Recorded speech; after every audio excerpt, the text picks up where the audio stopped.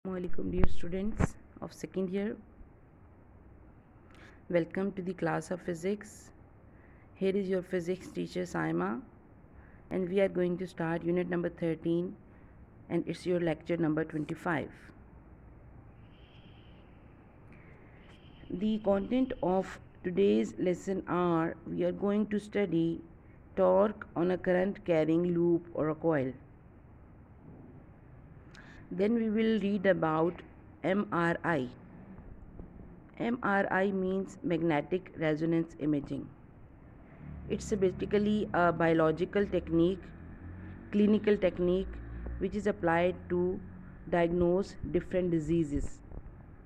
So we will read about what is MRI, and it makes use of the concept of torque on a current carrying loop or a coil. Then in the end I will give you some home assignment as usual. Before going to start with the torque on a current carrying coil, we must recall what is torque. As you already know what is torque, I am going to just recall the torque. Torque is a force applied to an object at any point away from the point of rotation. That force will cause the rotation effect, that is called the torque. When a force is applied to an object at a point away from the point of rotation, यानी जिस point पे rotation हो रही है वहाँ से दूर अगर कोई फोर्स अप्लाई हो रही है किसी ऑब्जेक्ट पे, it will cause a turning effect, that is called the torque. As you can see in the figure, here is a simple object in the form of a rectangle. The black dot shows the point of rotation and the red arrow shows the point of application of the force. So the torque is the dot product of force and the displacement, or this is not simply the displacement but it is the moment arm. As you can see, it is the moment arm. Torque is equals to F dot moment arm. This D is the moment arm and F is the force. So the dot product of force and the displacement or the moment arm is the turning effect, that is called the torque.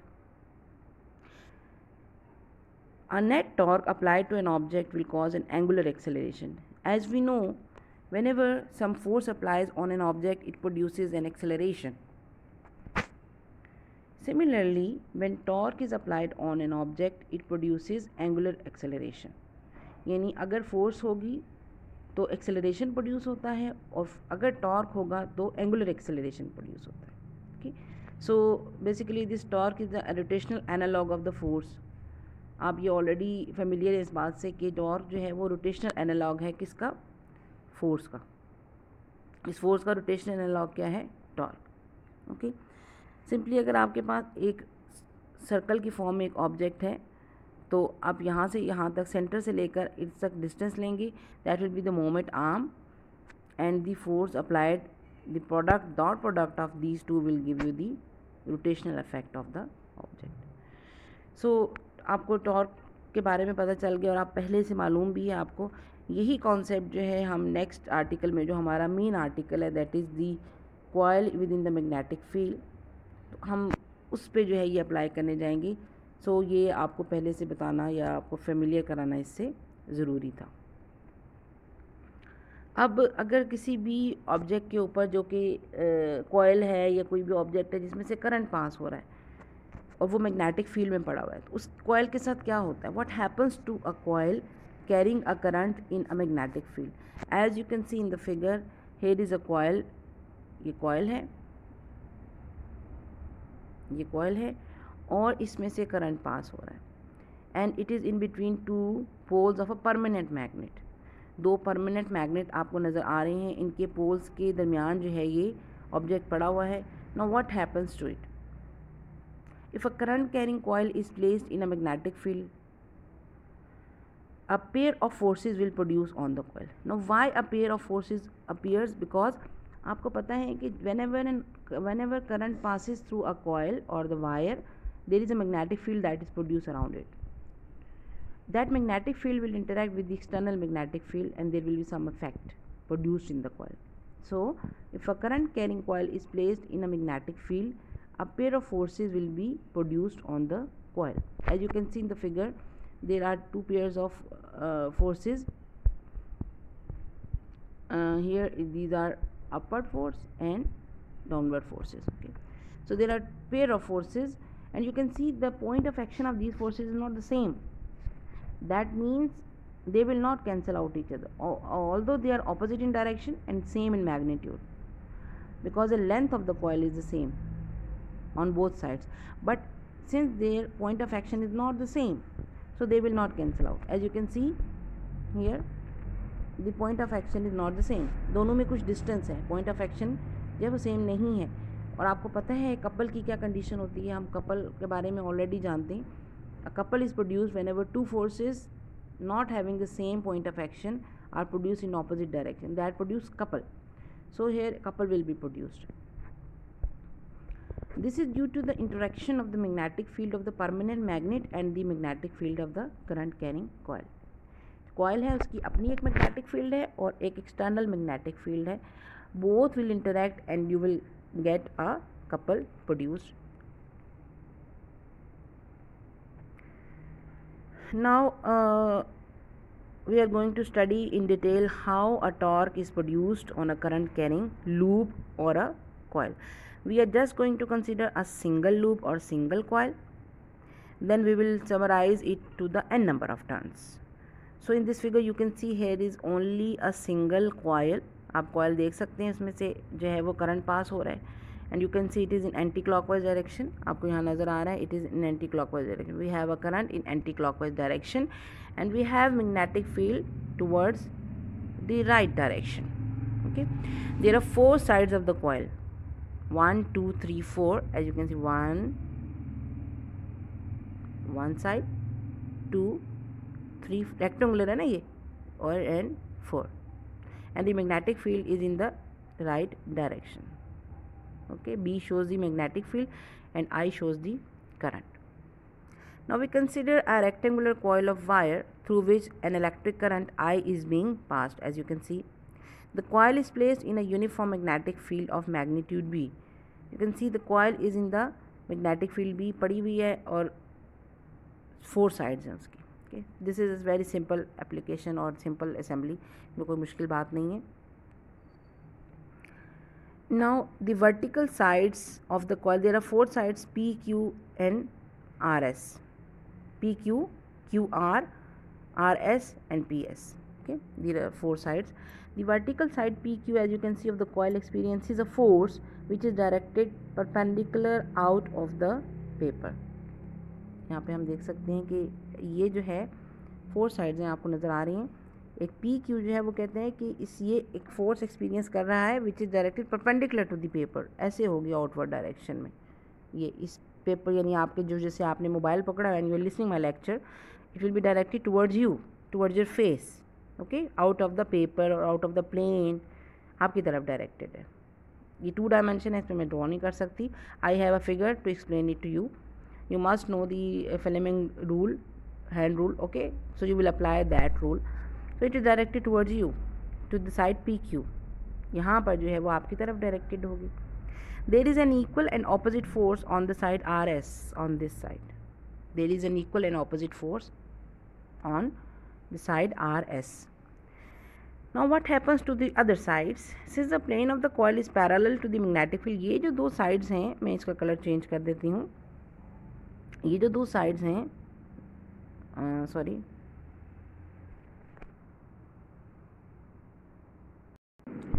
Now from the figure you can easily see these 2 sides PS and QS, PS and QR. Since the plane of the coil is parallel for these 2 sides to the magnetic field, ये देखें, ये magnetic field की direction है, यही direction magnetic field की है और यही डायरेक्शन जो है वो प्लेन ऑफ द कॉइल की है. So they are parallel and they do not contribute to any torque. As you are already familiar with this condition. So these 2 sides do not contribute. इस side की कोई contribution नहीं है और QR की भी कोई कंट्रीब्यूशन नहीं है. So only side that are contributing are it is PQ and R RS, PQ and RS। Okay, so ये आपको समझ आ गई होगी। 4 साइड में से सिर्फ 2 साइड्स हमारे लिए जो है वो क्या कर रही हैं, कंट्रीब्यूट कर रही हैं। नाउ ये आप इजीली जो है वो फोर्सेस की डायरेक्शन और टर्निंग इफेक्ट को देख सकते हैं। आई have a figure for you because मैं आपको वैसे तो बता सक रही थी, लेकिन यह है कि आपको ये फिगर से ज़्यादा इजी हो जाएगा। It is Fleming left hand rule is applied over here. So आप अपनी फिंगर को इसी तरह से जो है वो कर्ल करके और इसी तरह से डायरेक्शन में सेट करके आप देखिएगा, the force will be in upward direction for the left side. ये जो ये साइड है इसमें अपवर्ड डायरेक्शन में आएगी आपके पास, और इसके लिए और इस साइड के लिए जो आपके पास डाउनवर्ड डायरेक्शन में आएगी। Okay, it is towards you for the side PQ and inside the board or inside the screen for the side RS. Okay, direction of rotation will be reversed if the direction of current is reversed. अगर आप direction of current जो है वो clockwise कर लेंगे तो forces की direction जो है वो ऑपोजिट हो जाएगी। जो अगर अपवर्ड थी या इनटू द बोर्ड थी तो आउट ऑफ द बोर्ड हो जाएगी, और अगर आउट ऑफ द बोर्ड थी तो इनटू द बोर्ड हो जाएगी। ओके, होपफुली आपको ये डायरेक्शन जो है वो समझ आ जाएगी। आपने ये ज़रूर जो है वो ट्राई करना है। Now we have a figure for this which is in your book also. Here are two permanent magnets, north and south poles is given to you, and we have a coil PQ and RS, और ये दो side है जिनको हमने consider करना है 1 and 2। as you can see in the figure it is 1 and 2। current is in the anti clockwise direction। ये जो आपको राइट साइड पे फिगर नज़र आ रही है, it is basically the front view और the up view of the coil, यानी यहाँ से जो आपको कॉइल नज़र आ रही है ये वाली साइड, इसको यहाँ पे आपको दिखाया हुआ है। Okay, now this is the B, this side is basically B. ये जो साइड है इसकी लेंथ क्या है B, तो यहाँ इसका हाफ जो होगा it will B B/2। Okay, you can see it is B/2, this side is B/2। Here is a force F1, और ये जो है आपके पास क्या है F2 अप्लाई हो रही है, and this coil is making angle theta with the magnetic field. Okay, ये जो है कॉइल की ये साइड थीटा बना रही है, ये जो आपको नज़र आ रही है, ठीक है, और ये वाली साइड जो है वो जो सेंटर से अगर हम ले तो ये हमारे पास क्या बनता है, angle theta.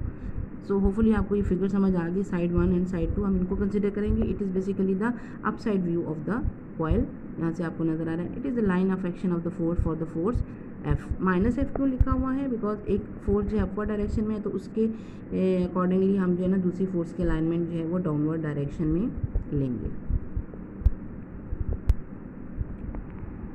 Now for this figure the torque on a current carrying loop और कॉइल हमारे पास किसके बराबर होगा, torque on PQ side first हमने कंसिडर की है, it is obviously R × F, and R मैंने भी आपको बता दिया it is B/2। From the centre it is not B but B/2, because centre से है तो कॉइल का हम क्या लेंगे, हाफ लेंगे। And you are already familiar that F is BIL sine of theta. In this case L is perpendicular to B। L जो है वो क्या है, length of the coil, perpendicular to the B है, तो थीटा हमारे पास क्या आ जाएगा 90। तो हम क्या ले लेंगे, BIL sine of 90 will give you 1, and we have F is equals to BI and L।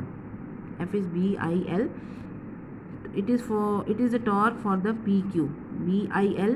so torque for the PQ side is R × F, and R is B/2 BIL। similarly torque for the side RS is B/2 BIL। it has the same value। Torque जो है उनकी value जो है वो क्या होगी, same होगी। If two torques result in a couple, obviously they will result in a couple because they are the point of action of force is not the same in the coil, and the coil starts moving, rotating in magnetic field since both the torques are trying to rotate the coil in the same direction, therefore the total torque produced in the coil will be the sum of। अब जो दोनों torques हैं, ठीक है, वो हम couple produce कर रहे हैं, and they are basically resulting to rotate the coil in the same direction. So coil जो है वो रोटेट करना शुरू कर देगी, और उसका टोटल रोटेशनल टॉर्क क्या होगा, it will be sum of torque PQ plus torque RS। So combining these two results we get total torque is equals to IB into L and B। ये आप देख सकते हैं इस फिगर में, it is IB into LB combining all the individual torques, we get IB into LB. Now what is this L into B?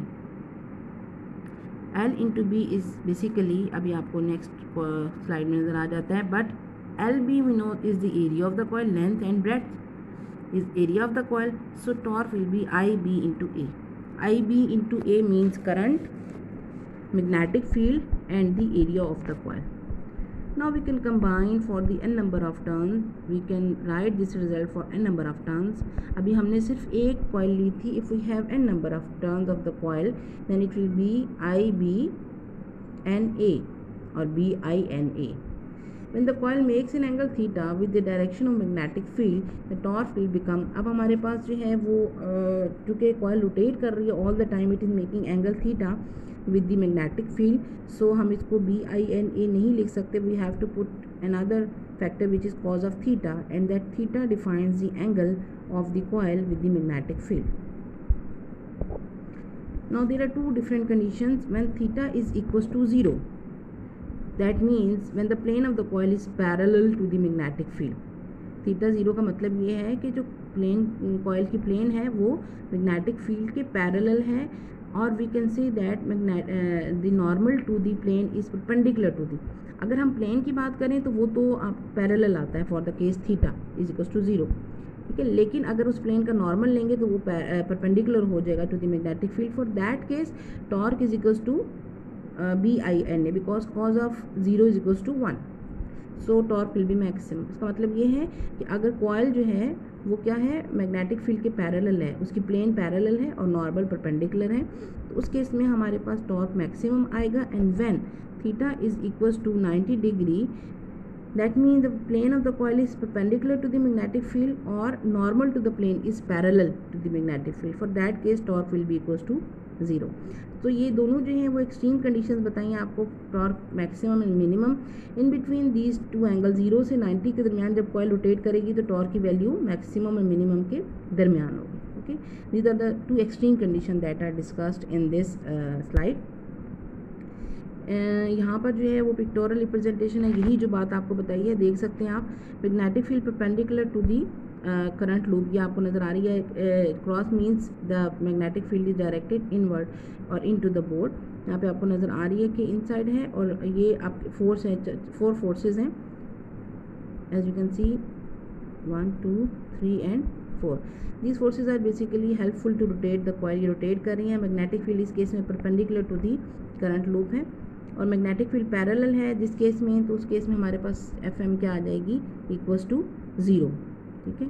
तो हमें ये जो कॉयल की मैंने 2 साइड डिस्कस की थी और आपको बताया था कि इन 2 साइड्स के लिए जो मैग्नेटिक फोर्स है that will be equals to 0.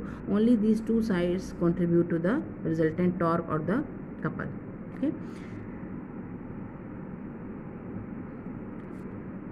now this topic is almost end. Torque on a current carrying loop or a coil. Next article is basically a clinical technique, and we are going to start this clinical technique which is known as MRI. MRI means magnetic resonance imaging. M for magnetic, R for resonance, I for imaging. नाम से जैसे जाहिर है कि यहाँ पर कोई magnet का जिक्र होगा, कोई मैग्नेट इन्वॉल्व होगा. रेजोनेंस आप ऑलरेडी फेमिलियर हैं रेजोनेंस से, ठीक है. आप जो है वो मैकेनिकल रेजोनेंस के बारे में आपने अपनी फर्स्ट ईयर की क्लास में अच्छे से पढ़ा है. So there is some resonance of the atoms involve and I is the imaging. That means you get some image of some object और image of some phenomena. Okay, so MRI आपने नाम सुना हुआ है. आप जब हॉस्पिटल भी जाते हैं तो आप अक्सर ये नाम सुनते हैं कि उस बंदे की MRI हुई है, आपके ब्रेन की MRI हुई है, ठीक है, या किसी भी आपके पार्ट की जो है ना MRI हुई है. तो वो क्या होती है, हम उसके लिए जो है कुछ पढ़ने जा रहे हैं. थोड़ा बहुत हम पढ़ेंगे कि क्या बेसिकली फ़िज़िक्स क्या इन्वॉल्व है MRI की. And MRI is an imaging machine. It uses magnetism, phenomena of magnetism. It uses radio waves and computer which are friendly to the human body, and computer to produce image of a body or a structure. Okay, there is some image involved. It is based on the principle of nuclear magnetic resonance, NMR.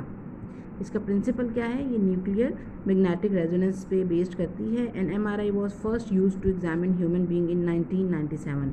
सो ये कोई बहुत पुरानी बात नहीं है, ये 1997 की बात है जब फर्स्ट टाइम जो है ना ह्यूमन को का एग्जामिनेशन हुआ था using the technique of MRI। Now what is the physics of MRI? What kind of nuclei can be used for nuclear magnetic resonance? Nucleus needs to have two properties. There are two properties which are necessary to have an NMR. That is, it must have spin, it must have charge. Nuclei are made up of protons and neutrons. We know nucleus के अंदर जो है proton होता है और neutron होता है, और दोनों की स्पिन क्या होती है, हाफ स्पिन कर रहे हैं ना, दोनों पार्टिकल स्पिन कर रहे हैं, दोनों की स्पिन क्या है, half, 1/2। Protons have charge and neutrons have no charge. Pairs of spin tends to cancel. एक की स्पिन अपवर्ड है, एक की स्पिन डाउनवर्ड है. So इन दोनों की spin within the nucleus cancel out each other. So only atoms with an odd number of protons or neutrons have spins. So अगर आपके पास number of protons और neutrons equal हैं within the nucleus, there is no resultant spin of the nucleus. The condition here we meet is that there should be some odd number of protons and neutrons. If there are some odd number of protons and neutrons within the nucleus of the atom, we can have a spin involved. So इसके लिए हमें कुछ ऐसे material चाहिए जिनके अंदर जो है ना odd number of protons या neutrons होंगे. तो इसकी गुड एग्जांपल जो है वो उसके न्यूक्लियाई कौन कौन से हो सकते हैं, हाइड्रोजन हो सकता है, कार्बन हो सकता है, फॉस्फोरस है, सोडियम है and potassium. Okay, these are the some good examples of the MRI nuclei जो यूज़ हो सकते हैं for the MRI technique. Hydrogen atom are the best for MRI. Hydrogen atom सबसे ज़्यादा बेस्ट है, और लकीली हमारी बायोलॉजिकल जो टिश्यूज़ हैं उनके अंदर जो है वो हाइड्रोजन बहुत ज़्यादा डिफरेंट फॉर्म में बहुत ज़्यादा मौजूद है. ठीक है, in the form of water we have hydrogen, proton. Biological tissues are predominantly carbon, oxygen, hydrogen and nitrogen. ठीक है, हमारी जो बायोलॉजिकल टिश्यूज़ हैं उनके अंदर ये एलिमेंट्स मौजूद हैं. Hydrogen atom is the only major species that is MRI sensitive. Hydrogen is the most abundant atom in the body. The majority of hydrogen is in water, H2O. So essentially all MRI is hydrogen और proton imaging. So proton imaging जो है वो basically MRI में involve है, और we have a large number of proton in the form of water within our body. As you can see in the figure, here is a hydrogen atom, whether it is bound in water or lipid. जो हमारे lipids हमारी body के अंदर मौजूद हैं, we have hydrogen in them. Act as a small magnet due to the spinning of the positively charged proton. ये आपको नज़र आ रहा है, नीचे फिगर में आपको दिखा देती हूँ. इस फिगर में आपको नज़र आ रहा है कि हाइड्रोजन एटम है, here it is a nucleus and proton has this spin. ये आपको नज़र आ रही है, इसकी स्पिन भी नज़र आ रही होगी आपको. ठीक है, so we have a single proton and there is no neutron for the hydrogen. So we can have a single spin for the positively charged proton. ये आपको नज़र आ रहा होगा कि इसमें डिफरेंट जो है वो बायोलॉजिकल मॉलिक्यूल्स दिखाए हुए हैं. ये वाटर का है, ठीक है, वाटर के साथ जो है हाइड्रोजन बॉन्डिंग हुई है, ये वाटर है आपके पास, और डिफरेंट मॉलिक्यूल्स ऑफ वाटर हैं. ये आपके पास जो है वो लिपिड की दिखाई हुई है. ये नाइट्रोजन है, इसमें फॉस्फोरस है, ऑक्सीजन, कार्बन, हाइड्रोजन है, and we have different biological molecules in our body. तो यहाँ पे हमें बहुत जगहों पे जो है हाइड्रोजन मिलता है. सो ये लकीली हमारे लिए एक MRI टेक्निक में एक ऐसा एलिमेंट है जो कि ईजिली जो है स्पिन शो कर सकता है, और हम MRI जो है वो बॉडी की कर सकते हैं. Here is a single proton.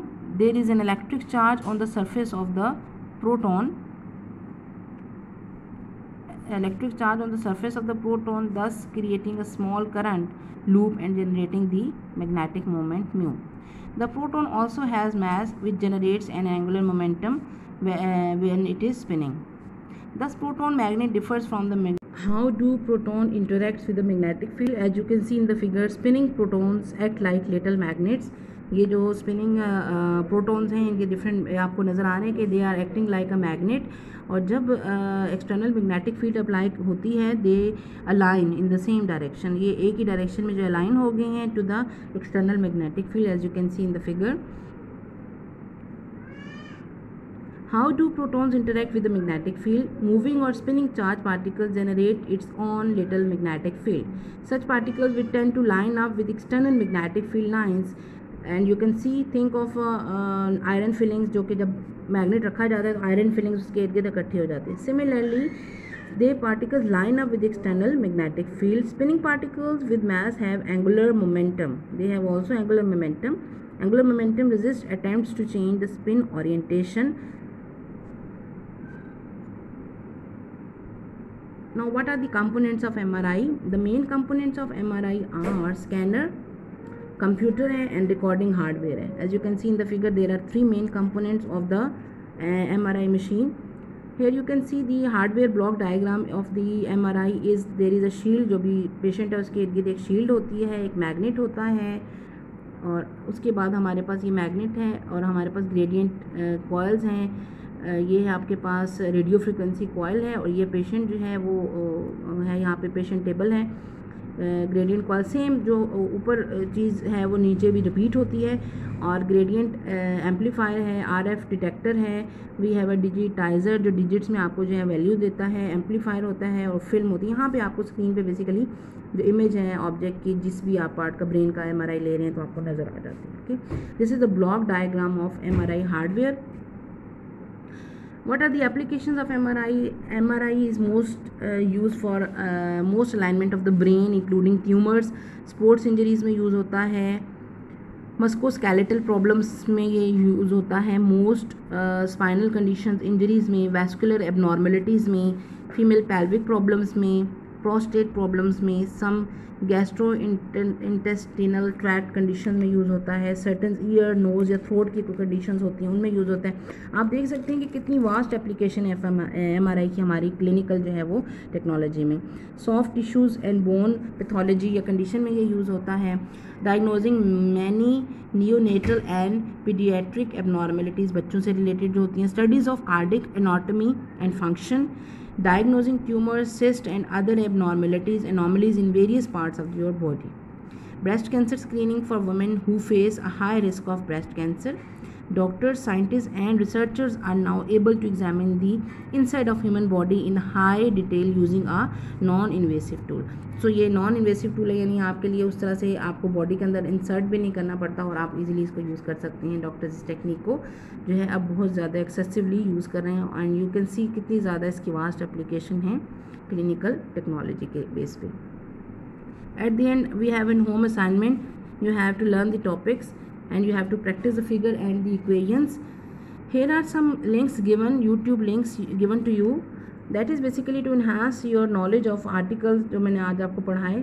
So you must go through these YouTube links. अगर आप इनको खोलेंगे तो आपको सिमिलर ये जो आपको फिल्मिंग रूल है ये इजीली आपको जो है वो समझ आ जाएगा. क्योंकि मेरे पास 2 डायमेंशन की ऑप्शन थी सो शायद आपको समझ ना आया हो, लेकिन अगर आप इन वीडियोस को देखेंगे तो इसमें आपको 3 डायमेंशन में दिखाया हुआ है विद एनिमेशंस. तो आपको होपफुली ये टॉपिक और ज़्यादा क्लियर हो जाएगा. Hopefully you understand today's lecture. Have a nice day. अल्लाह हाफिज़.